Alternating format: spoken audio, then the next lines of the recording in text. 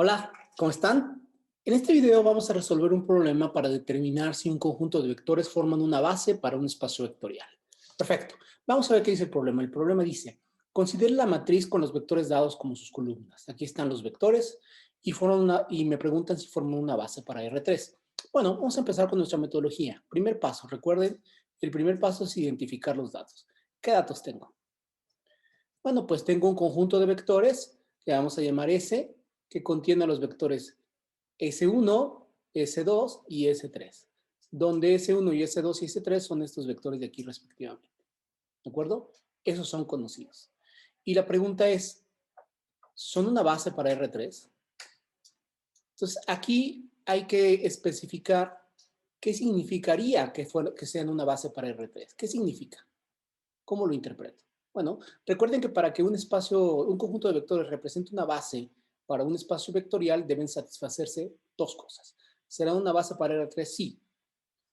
S, el espacio generado por los vectores S1, S2 y S3 es R3. Es decir, si los vectores de este conjunto generan a todo el espacio vectorial R3. Esa es la primera condición. Y la segunda condición es que los vectores S1, S2 y S3 sean linealmente independientes. Si cumple con ambas condiciones, entonces serán una base. ¿De acuerdo? Muy bien, esto es lo que voy a hacer. Paso número 2 ya sería planear mi metodología. Lo primero que voy a hacer es determinar si si el espacio generado por estos vectores es R3. Ahorita vamos a ver cómo le hacemos para esto. Una vez que haga esto, lo que voy a hacer es comprobar si es que sí generan ese espacio generado.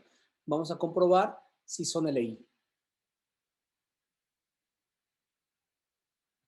¿Perfecto? Bueno, ya vamos a ejecutar. ¿Cómo voy a determinar si el espacio generado entre estos dos vectores es R3? Bueno, voy a escribir aquí primero qué significa que el conjunto S1, S2 y S3 genere a R3. Bueno, vamos a recordar, lo que significa que este conjunto de vectores genere un espacio vectorial significa que todo vector X que está en R3 se puede expresar como una combinación lineal de estos tres vectores. Esta es mi condición importante para determinar si generan o no generan estos tres vectores al conjunto R3. Ojo con esta condición. Para todo vector X que está en R3. Siendo así, entonces mi pregunta es, ¿quién es X?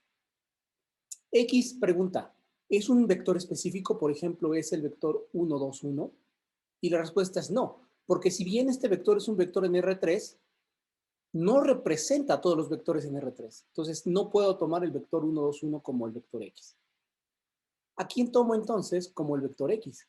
Pues el vector X debe ser un vector suficientemente genérico para representar a todos los vectores en R3. Es decir, debe tener una cierta componente que no conozco X, primera componente, debe tener una cierta componente que no conozco Y como segunda componente y una cierta componente que desconozco Z como tercera componente. Es decir, X para que represente R3 es un vector genérico, no específico, ¿de acuerdo? Muy bien, ahora lo que voy a hacer es escribir la ecuación 1 ya con los vectores X, S1, S2, S3. Vamos a escribir esta ecuación. ¿Cómo se ve la ecuación 1 ya con los vectores específicos que conozco? Pues yo tengo que expresar que X, Y, Z se puede escribir como una combinación lineal, es decir, C1 por el vector S1. Pero el vector S1, aquí claramente me dicen que es 1 menos 1, 3. Lo escribo. 1 menos 1, 3. Más otra constante desconocida por el vector S2. Y el vector S2 aquí claramente dice que es menos 1, 5, 1. Bien, lo escribo. Más una constante C3 por el vector S3. Y S3 es 1 menos 3, 1. Perfecto. Esta va a ser mi ecuación número 3. Y si se fijan, esta ecuación y esta son la misma. Nada más que en la ecuación de abajo ya tengo los vectores X, S1, S2 y S3 escritos de manera específica. ¿De acuerdo? Muy bien. Lo siguiente que voy a hacer será resolver este sistema de ecuaciones matricial. ¿Cómo voy a resolver este sistema de ecuaciones matricial? Lo primero que vamos a hacer es construir el sistema de ecuaciones. Bien. ¿Cómo voy a construir el sistema de ecuaciones? Bueno, muy fácil. Simplemente voy a igualar las componentes 1 Y eso me llevará a la primera ecuación. La primera ecuación es x igual a 1c1 más menos 1c2 más 1c3. Ahora igualo las segundas componentes. La segunda componente igualo la de los tres vectores y me quedará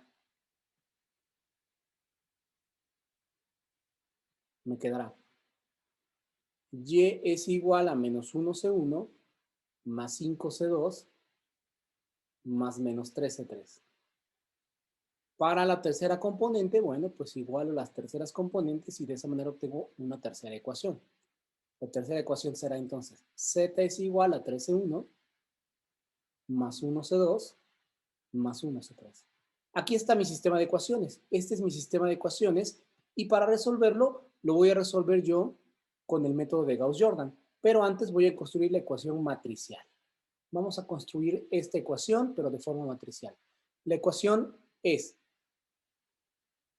primero, tengo que escribir de la forma A por X igual a B, donde A es la matriz de coeficientes. Los coeficientes los puedo leer directamente en las ecuaciones, son 1 menos 1, 1, menos 1, 5, menos 3, 3, 1, 1. Esta es mi matriz de coeficientes. Multiplicado por el vector de incógnitas a determinar, que en este caso son los coeficientes C1, C2 y C3, y debe estar igualado al vector de resultados, que en este caso son los vectores, el vector con componentes X, Y, Z. Antes de aplicarle Gauss-Jordan, vamos a construir la matriz aumentada. La matriz aumentada o matriz ampliada, pues es muy fácil. Recuerden que es la misma matriz de coeficientes, raya vertical, el vector de resultados. Y ahora sí, a esta le vamos a aplicar la metodología de Gauss-Jordan. Nuevamente les comento, no vamos a aplicar la metodología de Gauss-Jordan a mano, nos vamos a ir a nuestra herramienta de Matrix Calculator. ¿De acuerdo? Vámonos a Matrix Calculator. Muy bien, aquí ya tengo mi herramienta de Matrix Calculator y vamos a meter los datos de la matriz aumentada, simplemente separando las filas en diferentes renglones y las columnas por espacios. Nos vamos a poner 1, espacio menos 1, espacio 1, espacio X. Siguiente fila, menos 1, espacio 5, espacio menos 3, espacio Y. Siguiente fila, 3, espacio 1, espacio 1, espacio Z. Y le pido a Matrix Calculator que lo resuelva por el método de Gauss-Jordan. Hace un procedimiento y a mí la ecuación que me interesa es esta última reducción. ¿Qué significará esta última reducción? Bueno, vamos a ver. Voy a copiar esta última reducción y vamos a tratar de interpretarla. ¿De acuerdo? Se fijan, la reducción es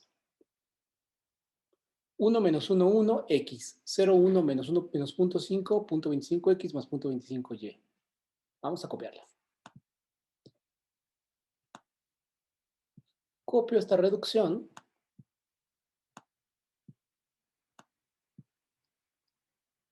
Y le apuntamos acá. La última reducción es 1 menos 1, 1, raya vertical X. Siguiente fila, 0, 1 menos 0.5, raya vertical 0.25X más 0.25Y. Siguiente fila, 0, 0, 0, menos 4X menos Y más Z. Perfecto. Ya terminé de usar mi Calculator, entonces expando mi hoja de OneNote para poderlo ver mejor. Aquí está mi resultado de Gauss-Jordan. Ahora la pregunta es, ¿qué significa esto? ¿Cómo lo interpreto? Para poder interpretarlo, ya lo he dicho varias veces, lo que vamos a hacer es regresar a la forma matricial, separando la parte de los coeficientes y multiplicándolo nuevamente por el vector de incógnitas, que sigue siendo C1, C2 y C3, e igualándolo al nuevo vector de resultados, que es la parte aumentada de la matriz. Este nuevo vector me quedará X, 0.25Y, X, perdón, más 0.25Y, y menos 4X menos Y más Z. ¿Vale? Ahora bien, vamos a recuperar las ecuaciones multiplicando fila por columna. Al multiplicar fila por columna, recupero la primera ecuación, que sería C1 menos C2 más C3 igual a X. Multiplico segunda fila por columna y recupero la segunda ecuación, que sería C2 menos 0.5C3 igual a 0.25X más 0.25Y. Fila por columna y me daría 0 es igual a menos 4X menos Y más Z. Y ahora la pregunta es, ¿qué significan estas ecuaciones? Bueno, lo que significan es lo siguiente. De la ecuación de aquí abajo, la ecuación 2, yo podría despejar C2. Si conociera C3, conocería inmediatamente C2 en términos de X y Y. Y si conociera C2 y C3, en la ecuación de arriba podría conocer C1, ¿de acuerdo? Sin embargo, una ecuación que inmediatamente salta a la vista es esta ecuación de acá, que me dice que 0 es igual a menos 4X menos Y más Z. ¿Qué significa eso? ¿Significará que el sistema no tiene solución? Bueno, la interpretación en este caso es distinta. Lo que significa es, para que este sistema de ecuaciones que está aquí escrito pueda satisfacerse y por lo tanto el vector X se puede escribir como una combinación lineal de estos tres vectores, el vector X, Y y Z no puede ser cualquier vector en R3, sino que debe satisfacer esta ecuación de acá. Si se fijan en esta ecuación de acá, yo podría despejar X si quisiera. X me quedaría menos Y más Z entre 4. Es decir, el vector que yo estoy determinando como un vector X, Y, Z que representa cualquier vector en R3 no es cualquiera. Es un vector cuya componente X debe de tener esta relación con los componentes Y y Z. Es decir, este conjunto de vectores S1, S2, S3 no genera cualquier vector en R3, solamente genera a los vectores en R3 que satisfacen esta ecuación. ¿De acuerdo? ¿Qué concluyo? Por lo tanto, el conjunto S1, S2 y S3 no genera a R3. Si acaso generará a un subespacio de R3, el subespacio de R3 que satisface esta ecuación. Y si ustedes recuerdan, esta ecuación es un plano. Es decir, S1, S2, S3 solamente van a generar a los vectores de R3 que están en este plano. Ah, bueno, entonces ya probé que S1, S2 y S3 no generan R3. Y entonces mi pregunta ¿es necesario seguir con para probar que son linealmente independientes? Y la respuesta es no, porque si no se cumplen las dos condiciones, es insuficiente, es suficiente para decir que no son una base de R3. ¿De acuerdo?